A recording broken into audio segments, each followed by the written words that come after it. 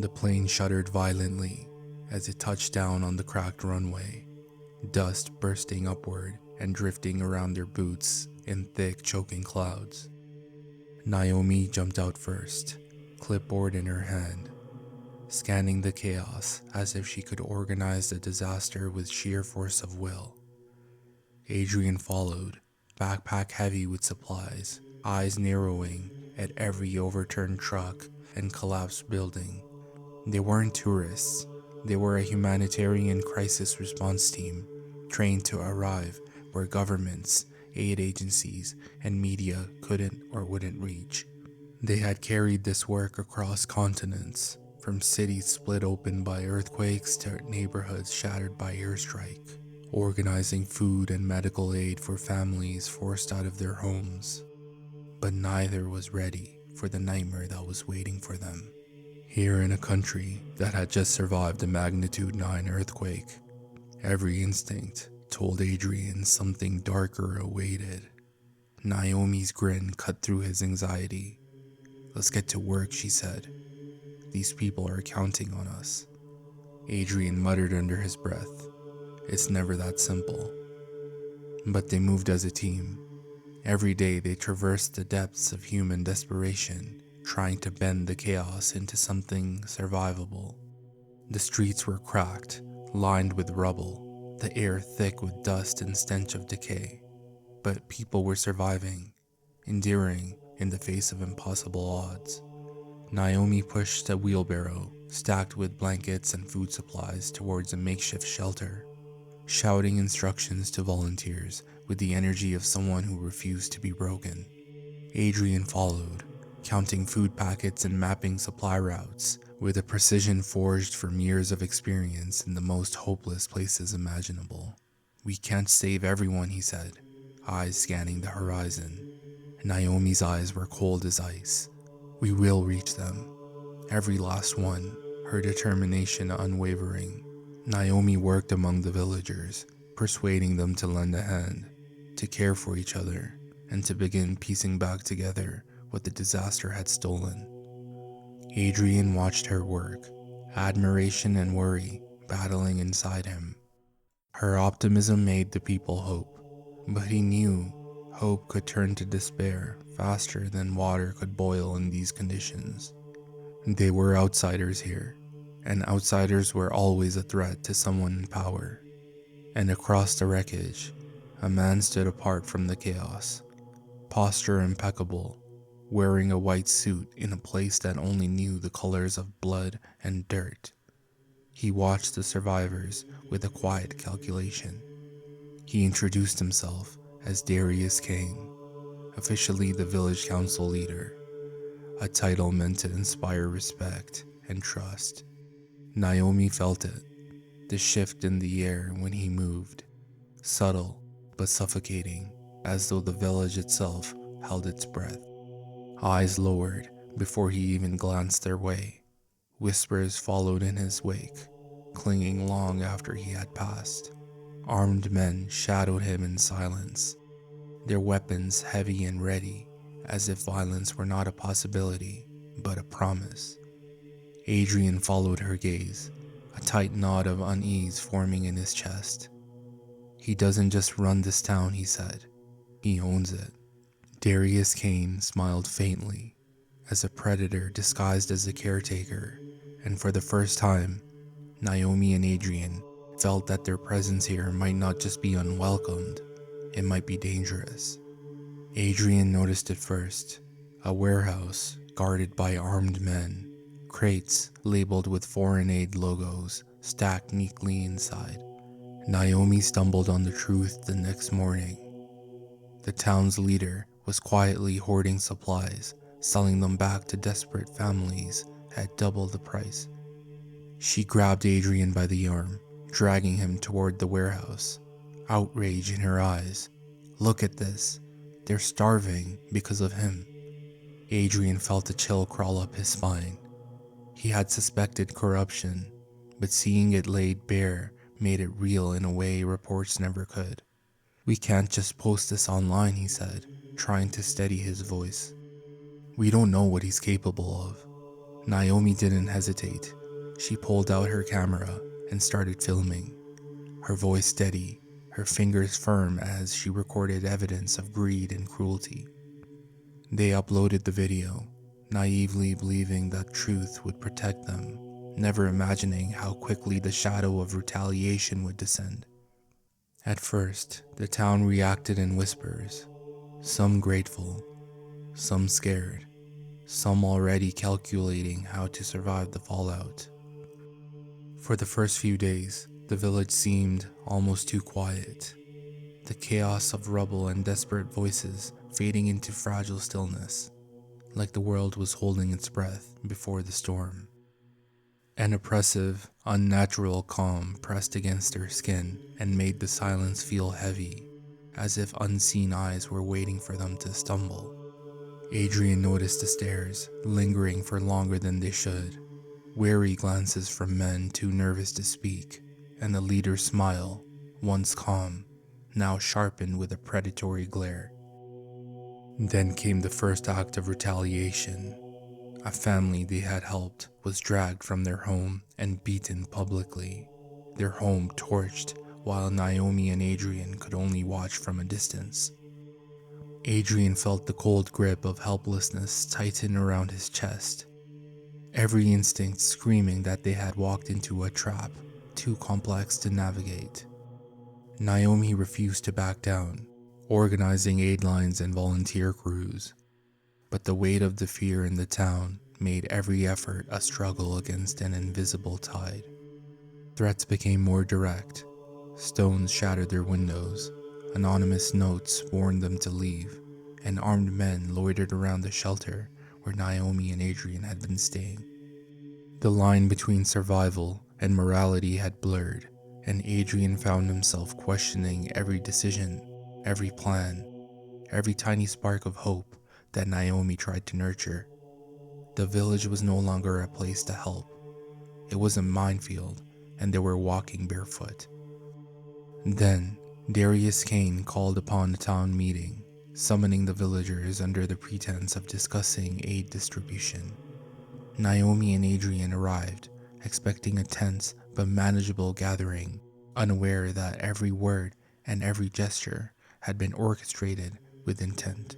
He spoke softly, almost kindly, praising the villagers for surviving, praising them for their loyalty, and praising himself for keeping order. Hearing him talk made it easy to understand how people could be bent to another's will, how confidence, charm, fear, and power could twist minds and bend entire crowds into obedience. The villagers clung to his every word, their faces vacant, movements almost automatic, their thoughts quietly folding into his without realizing it. He painted the outsiders as unreliable, subtly questioning the intentions of foreign aid workers, without ever directly accusing Adrian and Naomi. He blamed the foreign aid of being corrupt, that their hidden agenda was to develop and colonize the village, to eventually displace the villagers. Whispers ran through the crowd. Naomi sensed the manipulation immediately, her gut tightening, while Adrian's chest felt heavy with the weight of inevitable danger. "We need to leave," Adrian whispered after the meeting, his voice sharp with urgency. Naomi nodded, fear flickering in her eyes. But when they returned to their temporary housing shelter, their passports and documents were gone. Adrian made frantic calls to their agency, to the embassy, to anyone who could help, only to be told the process would take days, maybe weeks. Something cold had settled in the air. Every street felt narrower, every glance more deliberate, every shadow suspicious. Villagers began approaching them, casually at first, asking them if they wanted to take a walk, to stretch their legs after a long day. Occasionally, a villager would call out, "There's someone in danger who needs your help. They're calling for you," tugging at their sense of duty. "Just follow me this way," they said, with a quiet malice hidden beneath their calm voices.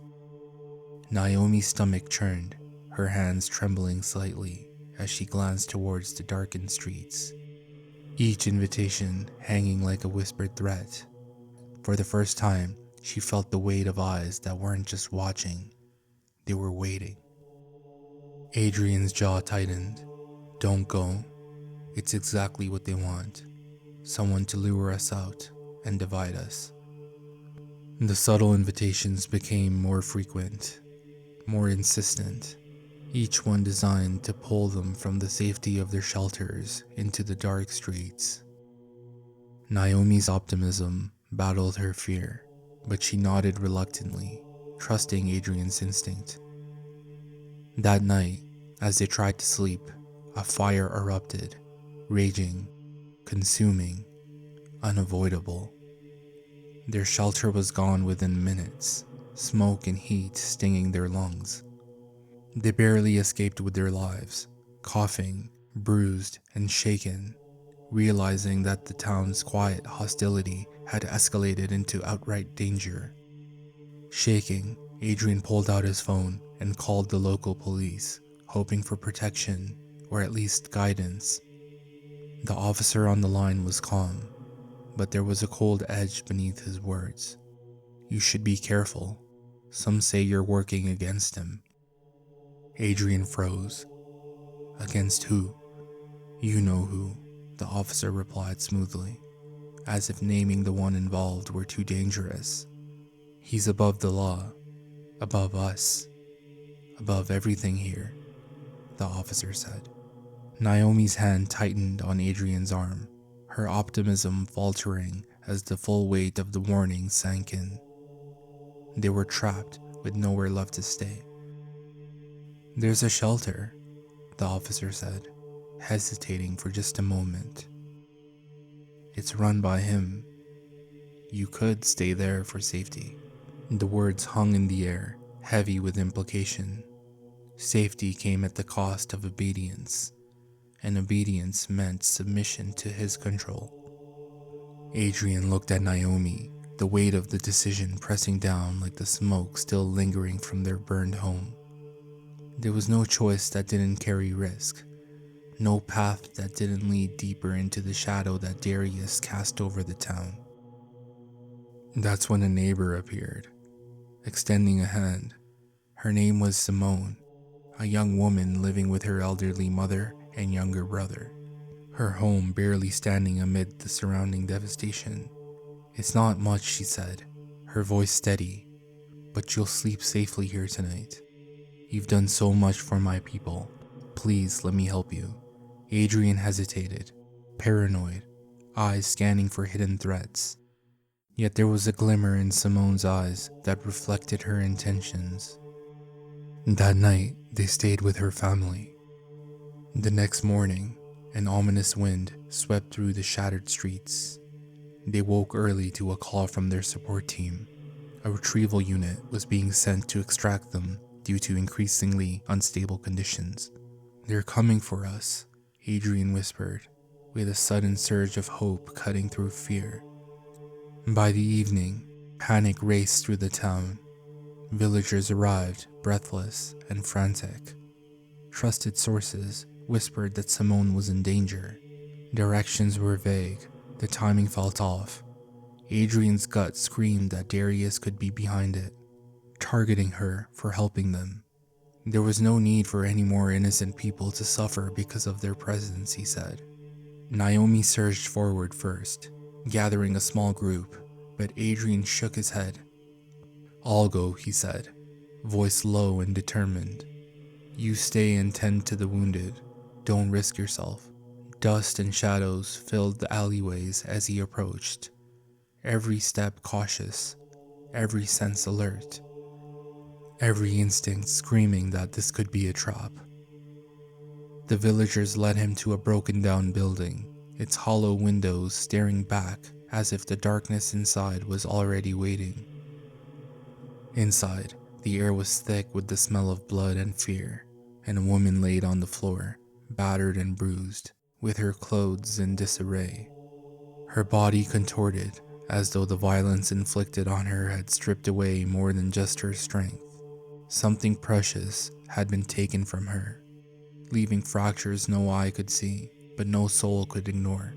From the doorway, villagers began to emerge, murmuring, circling, their faces a mix of fear and accusation. Every instinct screamed danger, but Adrian could not abandon her. Holding her close as her breathing grew shallow, Adrian dropped to his knees beside her, panic tightening his chest. "Who did this? Who hurt you?" In her final breath, she lifted her hand towards Adrian.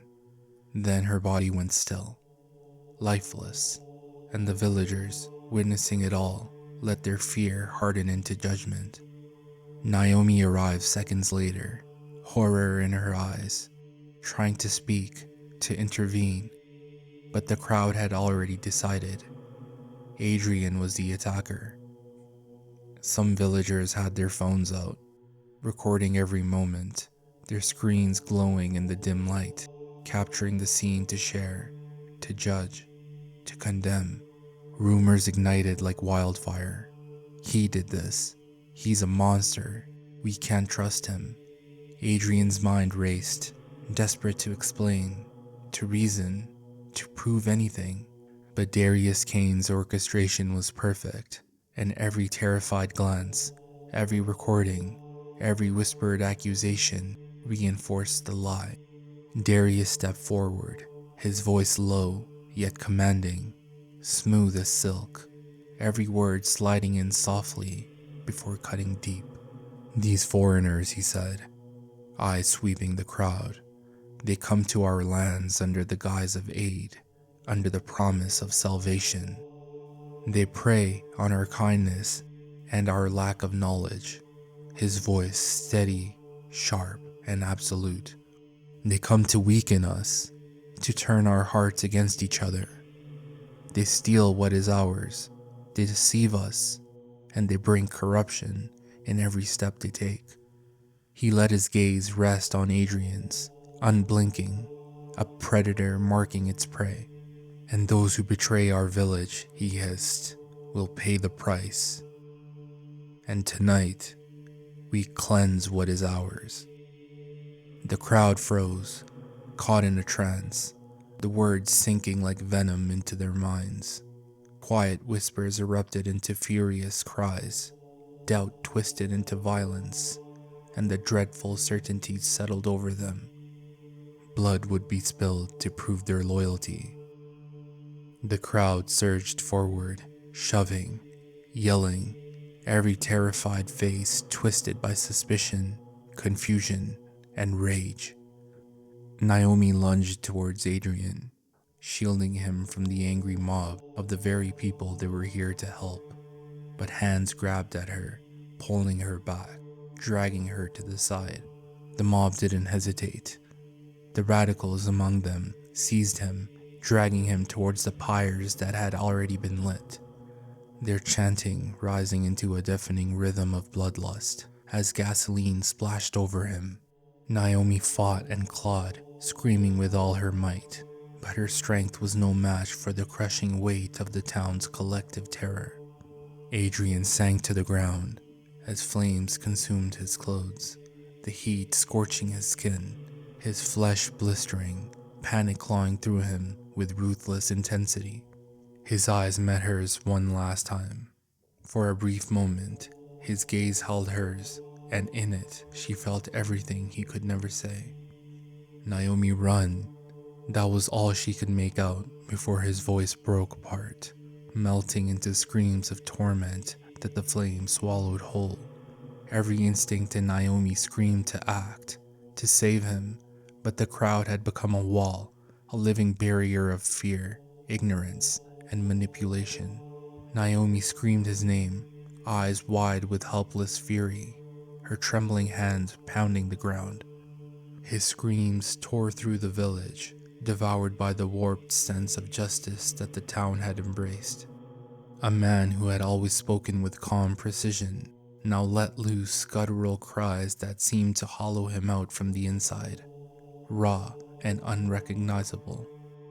Adrian's life ended in flames, the fire consuming not just the flesh, but the fragile trust and hope that had brought them there, leaving only horror and ash in its wake. Naomi collapsed to her knees, smoke and ash covering her, the taste of despair bitter in her mouth, and for the first time, she understood the scope of the darkness they had walked into. Darius stood there, silent, untouchable, above the law and morality, watching it all unfold. His control remained absolute, his shadow crawling across the town like a stain, a brutal reminder that in this world, justice and truth were illusions, meaningless against his will. Over the next few days, videos began to circulate that accused Adrian and Naomi of unspeakable acts against the villagers, testimonies of people coming forward, blatantly lying. Cain had paid people off to twist the narrative. As for Naomi, she never made it back home. The villagers refused to speak on what happened. As far as they knew, the two of them left back to their hometowns. Her body was never found. The shadows she disappeared into became another unspoken warning of Darius Cain's reach.